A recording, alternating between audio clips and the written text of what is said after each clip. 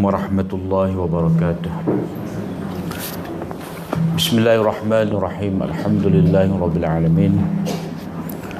Wassalatu wassalamu ala asyrafil anbiya'i wal mursalin wa ala alihi wa sahbihi ajma'in. Allahumma 'allimna ma yanfa'una wanfa'na bima 'allamtana. Allahumma faqihna fid din wa 'allimna at-ta'wil wa zidna 'ilman ya rabbal alamin. Rabbi syrah li sadri wa yassir li amri wahlul 'uqdatam min lisani yafqahu qawli. Subhanaka la ilma lana illa ma 'allamtana innaka antal alimul hakim. Wala haula wala quwata illa billah. Mana kita berhenti ni? Kau surah 69. Kaedah yang keempat. Kaedah keempat, an-niyatul mujarradatu 'anil 'amali la takunu mu'athiratan fil umuri dunyawiyyah. Niat yang kosong dari perbuatan tidak memberi kesan pada urusan duniawi. An-niyatul mujarradatu 'anil 'amali la takunu mu'athiratan fil umuri dunyawiyyah. Kaedah ini bermaksud semata-mata berniat dalam hati untuk melakukan perkara duniawi, maka niat itu tidak menyebabkan terjadi apa-apa hukum. Yang ini tidak memberi apa-apa kesan. Kalau dalam hati dia kata, saya nak jual kereta ni, dah, saya nak sedekah kereta ni, tak ada gapo lagi.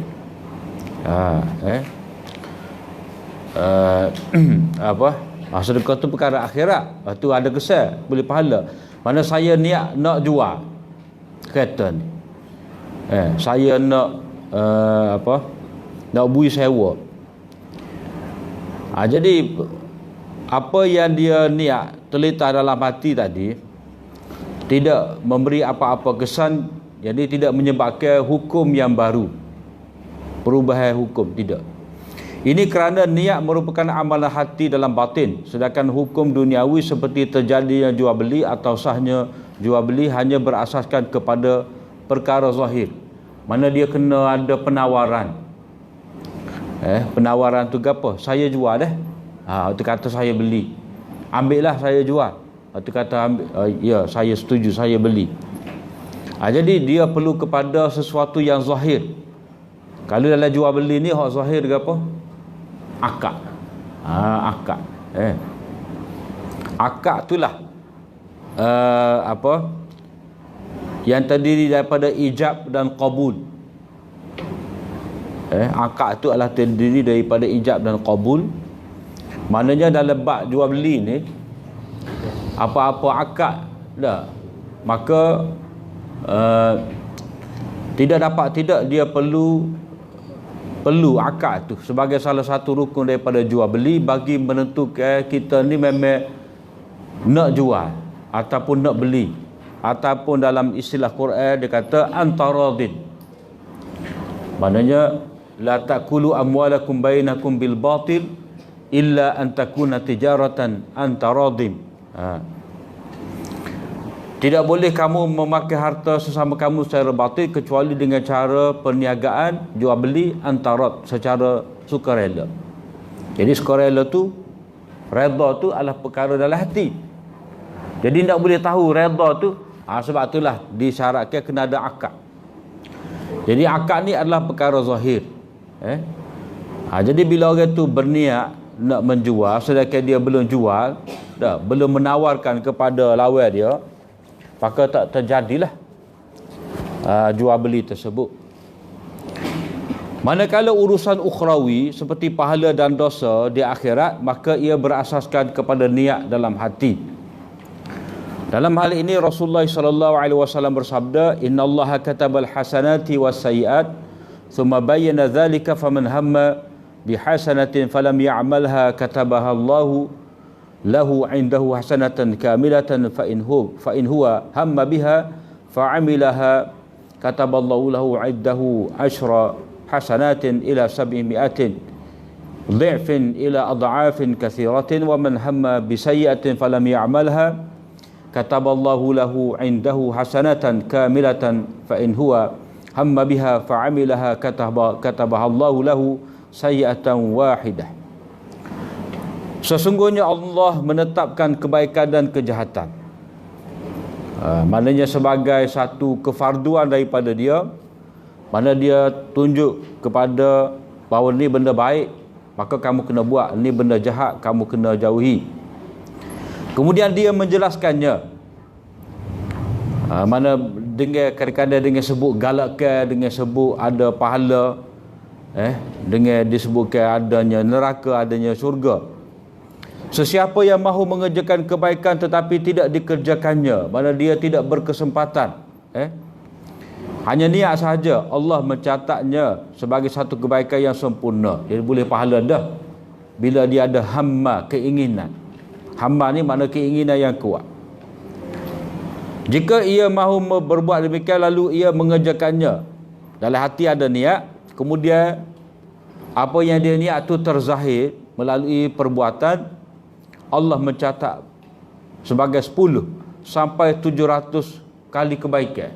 Itulah Allah Ta'ala kata man ja'a bil hasanati falahu asyru amsalihha. Siapa-siapa buat kebaikan satu, maka Allah Ta'ala akan bagi 10 sampai 700. Seperti dalam ayat Allah Ta'ala sebut perumpamaan orang buat kebaikan ni seperti apa, sebiji benih yang mengeluarkan satu pokok tu ada 7 tangkai, satu tangkai ada 100.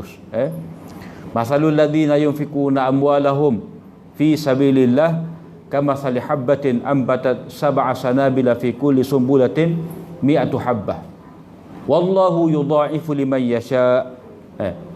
Perumpamaan orang yang membelanjakan harta dia di jalan Allah SWT seperti sebiji benih yang menumbuhkan satu pohon. Satu pohon ada 7 tangkai, 7 tangkai ada 100 pula. Mana 7 kali 100, 700. Tapi kurniaan Allah Ta'ala tidak terhad setakat tu. Wallahu yudha'ifu liman yasha. Allah Ta'ala boleh menggandakan, berlipat kali ganda. Yang ni bila orang tu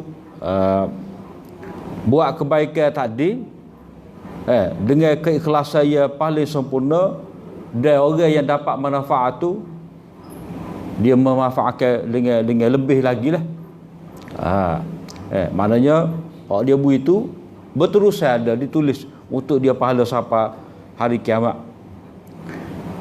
Sesiapa yang jika ia mahu melakukan kejahatan tetapi ia tidak mengerjakannya, Allah mencatat padanya satu kebaikan yang sempurna. Dia nak buat, tapi bila masa nak buat tak jadi buat. Jadi itu dikira sebagai dia dapat pahala. Sebab apa dia dapat pahala? Sebab dia tak jadi buat, dia meninggalkan. Nak buat dah, tiba-tiba dia rasa tak saya buat. Jadi dia dikira sebagai mematuhi larangan Allah, tak jadi buat.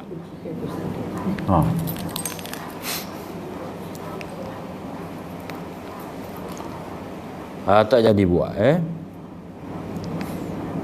Jika ia mahu melakukan kejahatan lalu dikerjakannya, Allah mencatatnya sebagai satu kejahatan.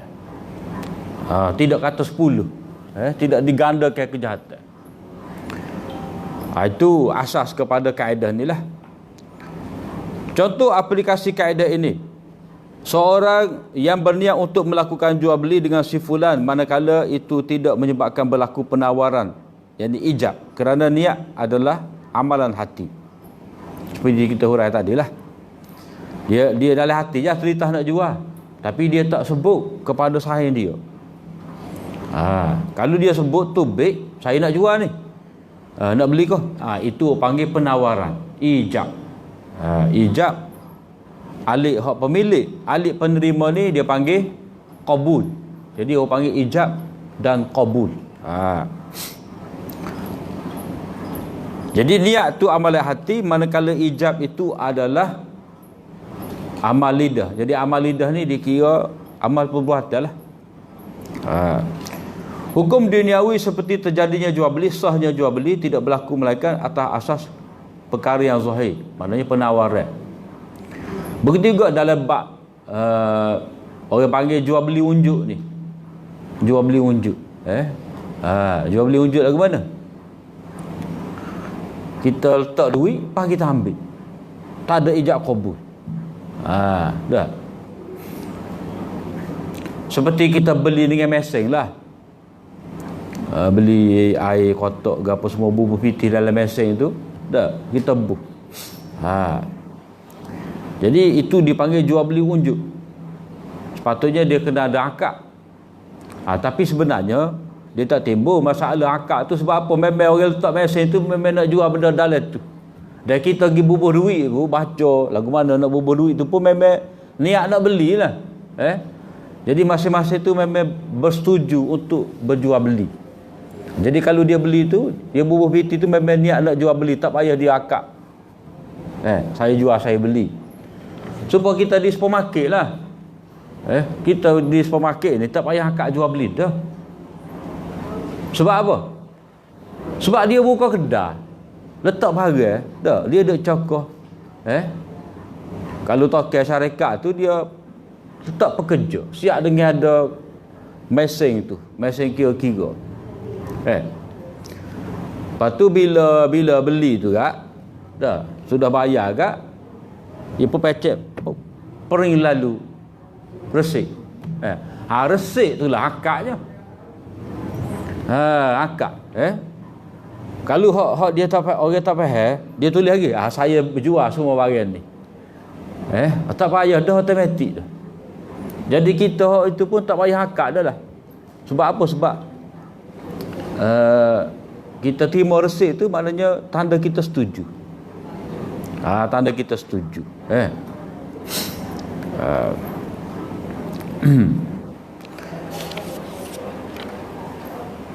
Yang kedua, aplikasi kedua, seseorang yang menceraikan isterinya dalam hati dan dia belum melafazkannya, maka itu tidak dikira tolak. Dalam hati je. Tak jadi, dia kena tubik.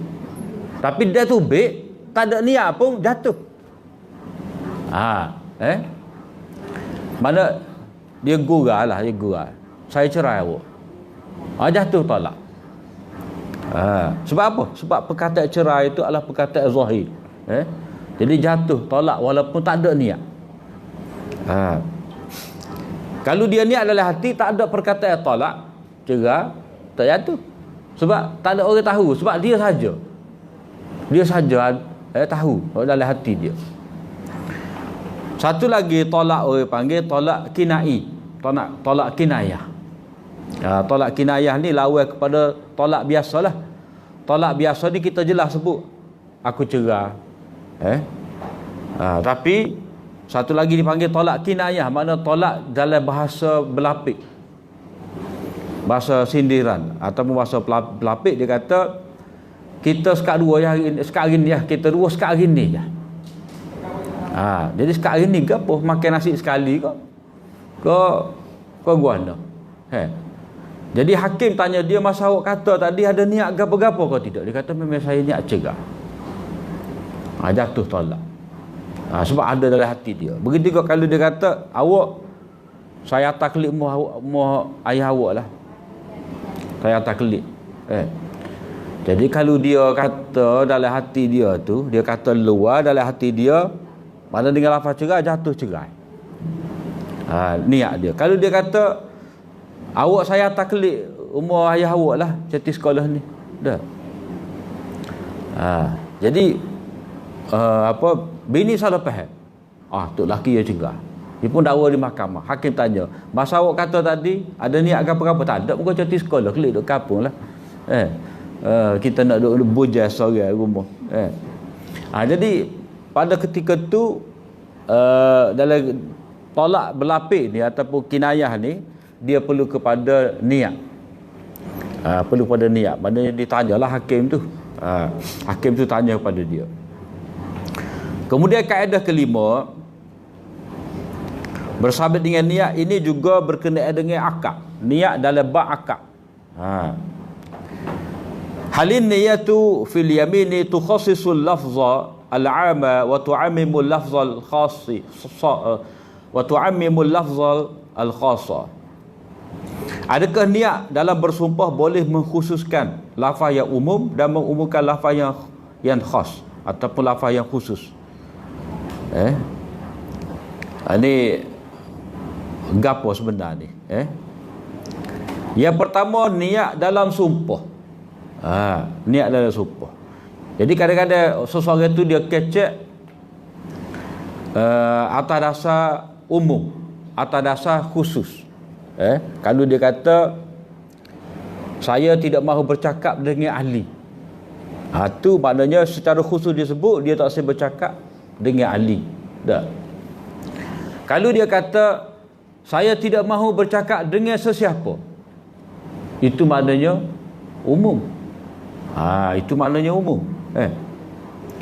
Jadi kadang-kadang orang kecek ni percakapan dia tu secara lafaz umum, tetapi dalam hati khusus. Mana dia berniat dalam hati.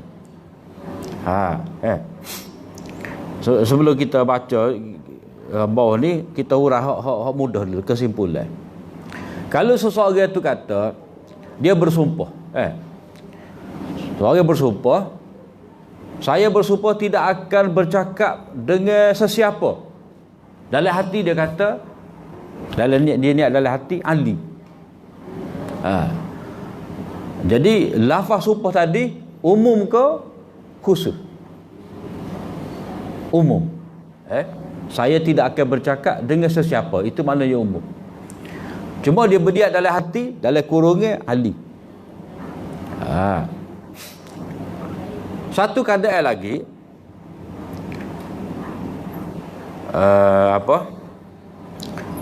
saya tidak akan minum air.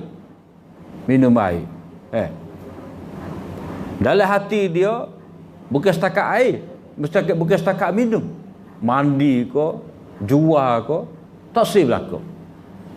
Tu pada lafaz khusus, pada niat dia umum. Pada niat dia umum.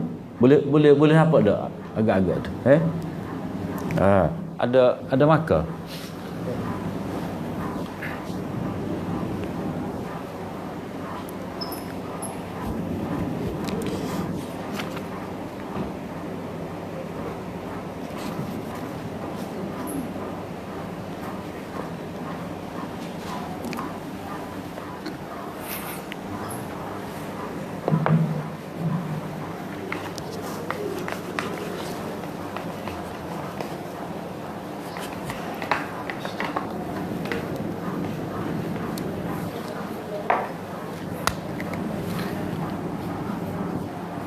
Niat lafaz.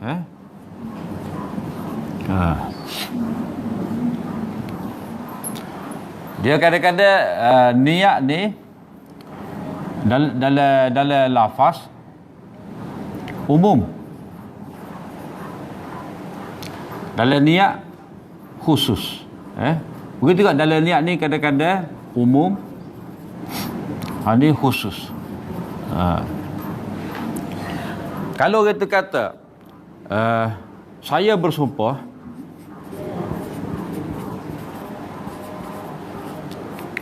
tidak akan bercakap dengan sesiapa. Jadi hak ni tentu sekali lafaz. Lafaz. Dalam hati dia niat, yang ni dalam kurungnya Ali. Jadi sekarang ni lafaz ni umum, dalam hati niat ni khusus. Adakah niat ni boleh diambil pakai untuk menjadikan dia tidak berdosa? Contoh, kalau tak ada niat ni, dia kata saya tidak akan bercakap dengan sesiapa, tiba-tiba dia bercakap dengan Abu, dosa kau tidak dia? Dosa lah. Sebab Abu tu termasuk sesiapa juga. Jadi dia kena memerdekakan hamba, ataupun dia kena Beri makan 10 orang fakir miskin. Sebab dia melanggar dosa, melanggar sumpah. Jadi dia bercakap dengan Abu dalam mana kalau kita kata tak ada lagi. Tiba-tiba dia pun bercakap dengan Abu. Maka dia kena bayar kafarah. Wajib dia bayar kafarah. Tetapi dia berniat dalam hati tidak akan bercakap dengan Ali. Dia dah niat. Lalu dia pun bercakap dengan Abu. Maka tidak kena kafarah. Tak ada kafarah. Hanya ada kafarah kalau dia bercakap dengan Ali. Ini yang dikatakan sumpah ni niat ni dia boleh mengkhususkan lafaz sumpah yang umum. Maknanya penting niat ni. Kalau kata saya tak sekecek dengan siapa-siapa. Tiba-tiba kita tengok dia kecek dengan isteri dia. Kata dia mau bayar sumpah. Tak dalam hati kahwin tak sekecek dengan bini. Dia ada dah niat dalam hati hanya mengkhususkan orang tertentu. Ini dia panggil mengkhususkan lafaz sumpah yang umum. Jadi hal ni kalau kita tengok kaedah tadi dia bermula dengan hal. Adakah? Biasanya kalau kita belajar kaedah qawaid fiqhiyah ni, kalau kaedah tu dia bermula dengan hal, mana di sini ada khilaf. Ada khilaf, Dia lebih kurang terjemah tu bab Sahih Bukhari lah. Kalau kita belajar Bukhari Imam Bukhari dia buat mari tanda soal itu ada maknanya ada khilaf. Ada khilaf. Biasanya ulama ni ada soalan depan kaedah itu tanda ada khilaf.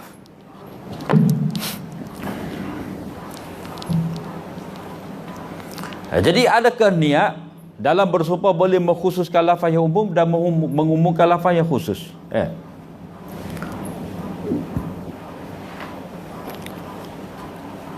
Keterangan di sini, lafaz sumpah yang umum boleh menjadi khusus apabila orang yang bersumpah itu meniatkan sebahagian sahaja daripada unit ataupun afrod umum tadi. Mana afrod ni apa? Unit, mana individu lah kalau kata manusia. Manusia ni orang tu orang ni dia boleh bila lah. Ataupun kalau dia bersumpah, saya tak saya makan daging. Dalam kurungan dia tak saya makan daging itik. Lepas tu dia makan daging ayam, daging kuba, daging lembu. Dia tak ada sebab dia akan patu sahaja.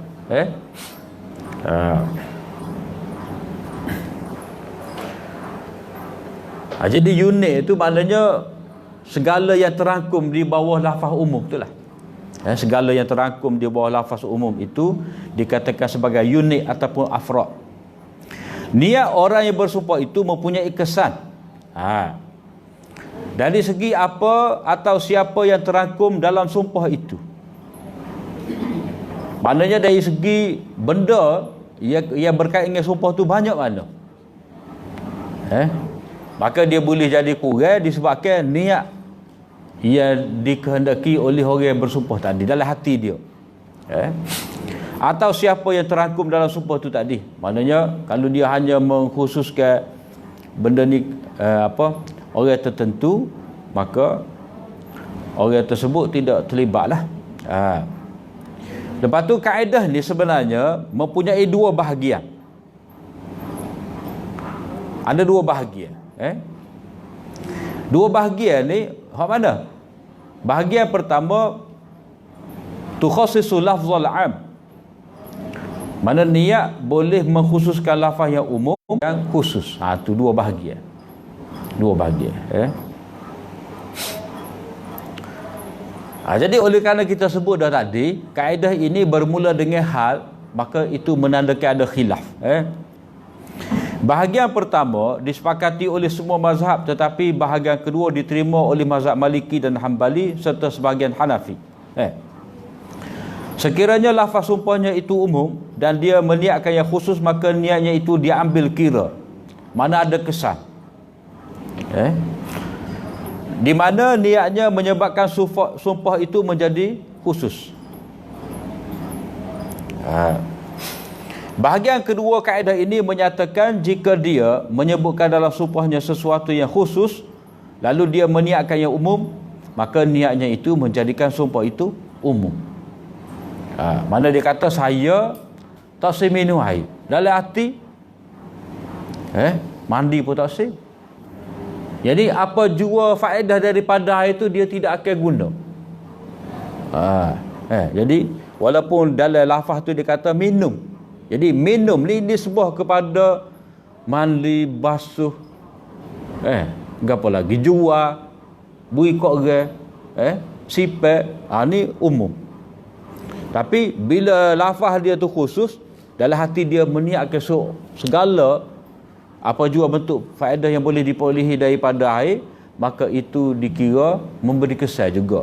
Itu mengikut majoriti mazhab Hanafi.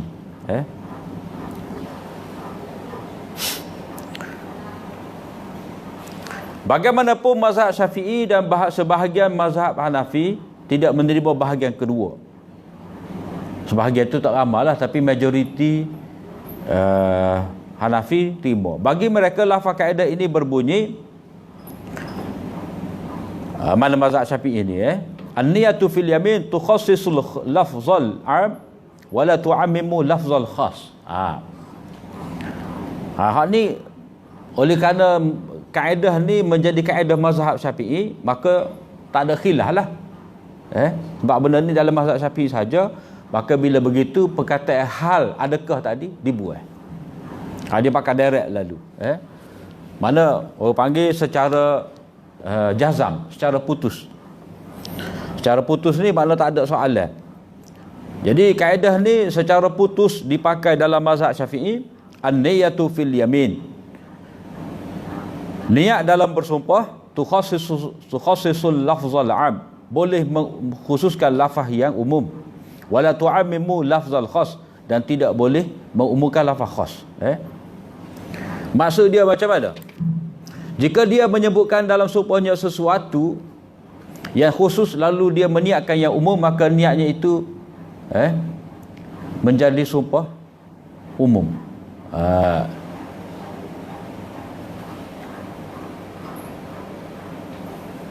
Tidak tu niat itu tidak. Niat tu tidak. Dia kena tambah baik. Niat itu tidak menjadikan sumpah itu umum. Kena betul.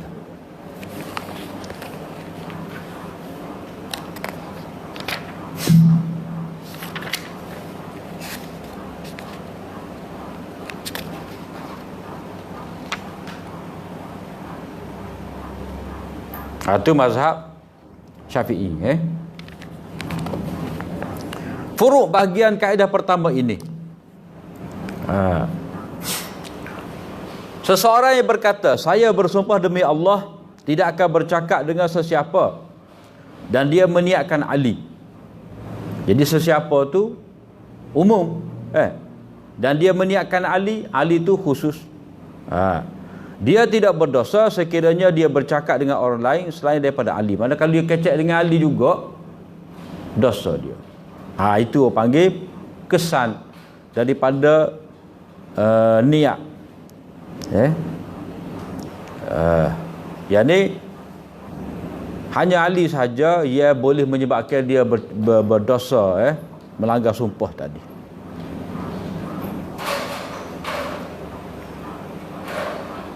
Bapak bersumpah lagu ni dia pesing orang lah. Dalam pekoh pasal dia ada. Kadang-kadang ada contoh-contoh dalam pekoh ni kita kata, apa dia niat lagu ni? Apa dia sumpah si kecek dengan orang? Dia ada orang tu. Yang kedua, saya bersumpah demi Allah tidak akan memakan daging. Kemudian dia meniatkan daging unta.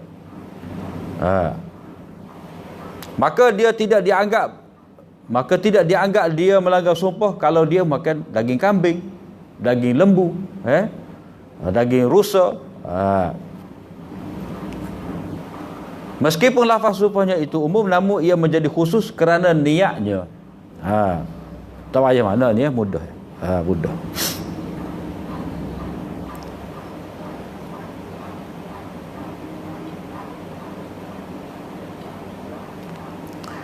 Furuk bahagian kedua. Furuk tu apa? Contohlah ataupun aplikasi. Sekiranya seseorang itu bersumpah tidak akan minum air milik si fulan kerana dahaga, lalu dia meniatkan tidak akan mengambil apa-apa manfaat dari air si fulan, maka mengikut mazhab Maliki, Hambali dan sebagai Hanafi, dia dikira melanggar sumpah jika mengambil manfaat dari air tersebut meskipun lafaz sumpahnya itu umum. Maknanya dia balah. Ali balah dengan Abu. Ali kata aku tak boleh minum dah air telaga Abu ni. Tak boleh. Dia sebut air telaga. Tak boleh minum air telaga. Lepas tu dalam keadaan dia, maknanya lepas pada tu dia pun pergi kara. Tak, buat basuh kereta. Buat basuh kereta. Itu dikira sebagai dia melanggar sumpah juga. Sebab apa? Sebab masa dia kata tu masa dia balah lah. Masa dia balah. Masa balah ni maknanya benda tu diniatkan merangkumi semua bentuk ambil faedah. Intifa'. Segala apa jua bentuk ambil manfaat tadi dikira sebagai tidak boleh lah. Termasuk dari sebahagian daripada benda yang dia bersumpah tadi dalam keadaan dia marah. Sebaliknya mengikut mazhab Syafi'iyah dan sebahagian Hanafiyah, niat yang umum itu tidak memberi kesan kepada lafaz sumpahnya yang khusus. Tak ada apa. Sebab hak dipakainya al-umur bimaqasidiha. Mana yang dipakai adalah berdasarkan kepada tujuan. Boleh sedar kaedah ke-6. Maqasidul lafzi ala niyatil lafiz illa fi suratin wahidah wa hiya al-yamin indal qadi. Tujuan lafaz mengikut niat orang yang melafazkannya kecuali pada satu tempat, iaitu sumpah di hadapan qadi. Mana kalau kita kecek biasa-biasa ni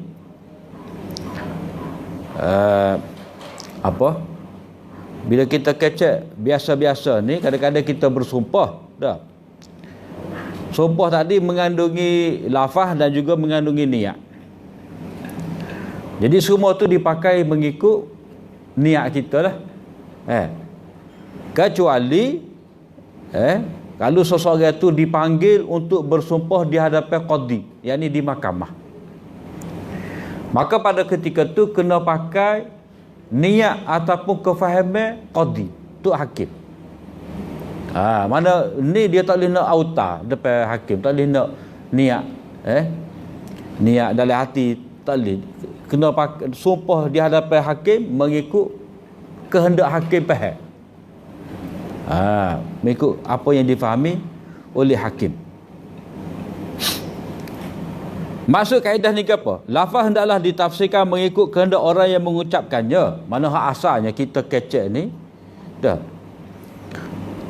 Orang yang bercakap tadi, apa yang dilafazkan olehnya itulah yang muktabar, yang diambil kira, yang diakui. Jadi kita kena pakai mengikut orang tu maksud dia gapo. Maksud gapo sebenarnya awak nak daripada kata-kata awak ni. Hurai sikit. Contoh. Sebab apa? Kita kena tafsir mengikut kehendak orang berkata-kata tadi. Iaitu disebabkan satu lafaz itu kadang-kadang mempunyai lebih dari satu makna. Dalam bahasa Arab dipanggil kalimah tu kalimah yang mustarak. Kalimah mustarak, dia banyak makna. Sebab orang Kelantan dengan orang Kedah balas lah. Orang Kelantan kata tuak ni boleh minum halal. Mari kita bawa minum tuak. Orang Kedah dengar teruk orang Kelantan ni mabuk rupanya. Jadi kena tentu tuak tu gapo. Tuak tu kalau orang Kelantan makna air nira. Air nira. Orang Kedah faham tuak tu orang mabuk. Sumpah selipar dengan kasut lah. Orang Kedah kata pergi ambil kasut. Kita pergi, mana ada kasut selipar je. Rupanya orang Kedah ni selipar tu dia panggil kasut dah. Dia panggil kasut dah. Kalau orang Thailand tepung. Tak. Dia suruh kita pergi beli tepung. Tak. Tepung. Kita buat kelik tepung. Pun gandum, pun berah dah. Kena masak. Dia kata hak ni lah tepung. Oh ni kuih. Tepung dengan kuih dia orang Thailand dengan orang Malaysia. Dia boleh balah. Jadi kena tanya dulu, tepung gapo? Tepung kuih ke ataupun tepung tu kuih ke ataupun tepung berah ke ataupun tepung gandum. Maka hendaklah dilihat tafsiran maknanya berdasarkan kepada niat tuannya. Ianya boleh dikhususkan sekiranya umum dan boleh dibataskan sekiranya mutlak. Mana kalau manusia, siapa dia? Kalau mutlak ni ke apa? Air. Awak pergilah beli air. Air ke apa? Dia kata ikutlah. Tak. Tiba-tiba kawan ni bawa balik air kosong. Dia kata air kosong je. Awak marilah air sirak ke, air bandung ke. Lepas tu dia kata, tadi kata ikut air ke apa? Itu mutlak. Masalah mutlak dia umum. Oleh sebab itu orang yang mengucapkan itu lebih mengetahui apa yang dilafazkannya. Kena pakar mengikut dia lah. Mengikut orang bercakap tadi.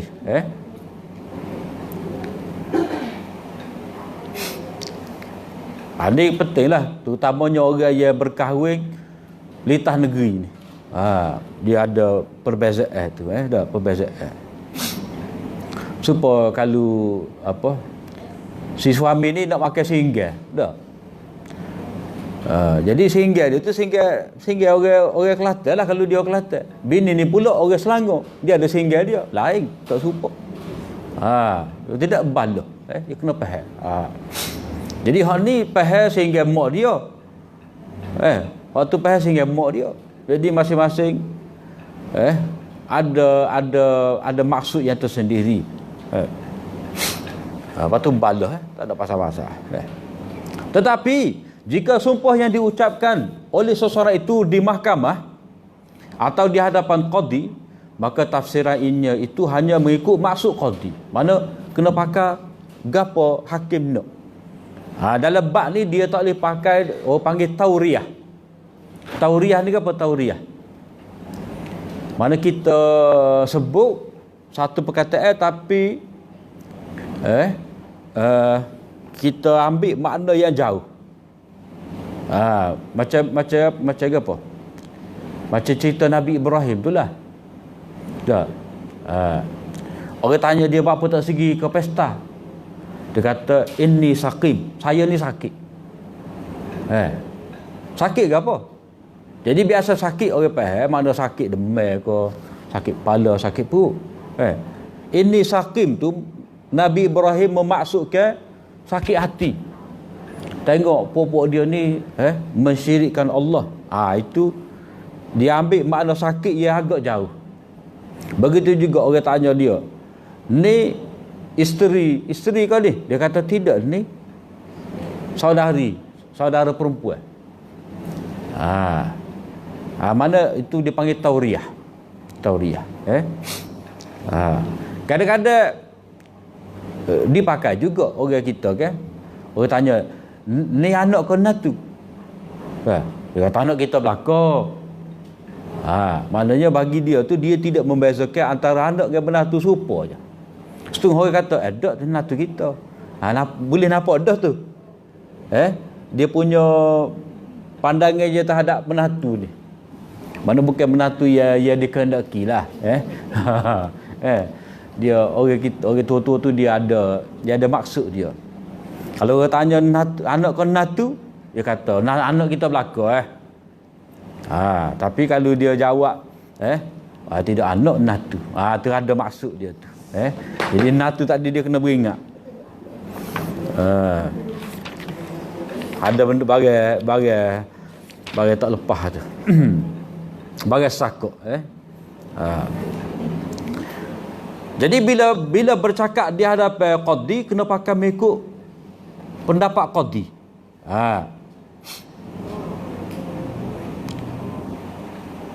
Dalil kepada kaedah ini riwayat daripada An Abi Hurairah qala Rasulullah sallallahu alaihi wasallam an-niyatu al-yaminu 'ala niyatil mustahlifi.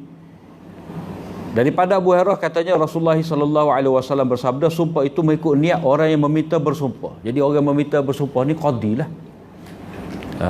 Sebab qadi nak ambil keterangan daripada dia. Mana keterangan membela diri. Maknanya sumpah di mahkamah ni, yang ni bagi keterangan membela diri, bukan keterangan mendakwa. Dia dalam, nanti kita akan belajar dalam tajuk berikut ni. Seseorang tu keterangan dituntut daripada orang yang menuduh, dan sumpah diminta daripada tertuduh. Jadi kalau orang tu menuduh dengan sumpah, berat. Dah. Jadi sekarang ni niat sumpah itu hendaklah dipakai mengikut apa yang diniatkan. Yang ni apa yang difahami oleh qadi. Sekiranya hakim meminta orang yang menafikan hutang bersumpah, maka orang itu mengatakan saya tidak berhutang, lalu dia meniatkan dalam hatinya bahawa saya tidak berhutang pada hari ini, sedangkan dia telah pun berhutang sebelum ini, maka niatnya itu tidak dipakai dan dia dikira melanggar sumpahnya. Ini kerana sumpah itu dipakai mengikut niat hakim, bukan orang yang bersumpah. Ini contoh dia. Ini kes lagu mana ni? Mana katalah Ali dengan Abu ni bala. Dah. Ali dia mendakwa di mahkamah bahawa Abu ni berhutang dengan dia. Sebanyak $1,000 apa? $1,000. Contoh $1,000. Ali tuduh Abu berhutang $1,000. Jadi Ali ni dia apa? Adalah saksi dia tu. Ada saksi dia apa semua. Tak? Ataupun dia tak ada saksi. Kemudian Abu ni dia pun marilah. Jadi hakim minta dia membela, maknanya sebagai membersihkan diri dia ni, menafikan bahawa dia ada berhutang. Maknanya dia nak membebaskan diri dia daripada tuduhan tak bayar hutang. Jadi si Abu ni memang berhutang. Memang berhutang. Cuma dia kata, saya tu hakim, saya tak berhutang dengan dia. Dalam hati, hari ni tak berhutang lagi hari ni. 5 tahun dulu memang ada. Dalam hati kata hari ni, dia kata dengan lafaz dia, saya tu hakim bersumpah tidak berhutang dengan dia. Dalam hati, hujung tu, hari ni tak lagi. 5 tahun dulu ada. Dia senyap, tak sebut. Jadi pada ketika tu hakim dia faham dah. Kefahaman hakim tak termasuk hari ni. Dia faham sebab benda ni bercerita lama. Cerita lama maknanya dulu dia buta. Orang tak kira hari ni. Maknanya pada ketika tu kalaulah dia ternafi daripada tuduhan tadi, dia bebas, tapi dia bebas dengan berdosa lah. Dia tetap dikira sebagai berdosa walaupun dia berniat tidak buta hari ni. Memang betul lah dia tak buta hari ni. Tapi hak kita duk kecek sekarang ni, hak 5 tahun lepas tu. Hak dia awak tak ingat. Jadi pada ketika tu niat dia tu tidak dipakai. Tidak dipakai. Dia kira berdosa. Sebab apa? Niat ni kena pakai mengikut orang yang meminta bersumpah. Sebab orang minta bersumpah ni hakim lah.